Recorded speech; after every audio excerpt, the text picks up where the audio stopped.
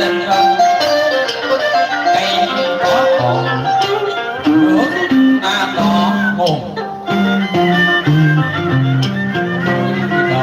ai cũng có ông bà cha mẹ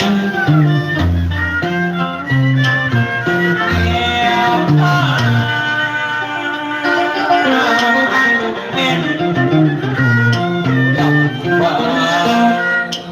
chào con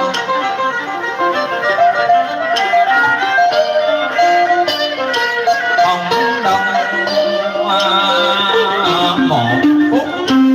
chia liền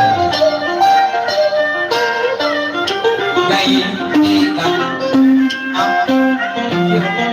đà có biệt nhà thiết lập nơi thời tận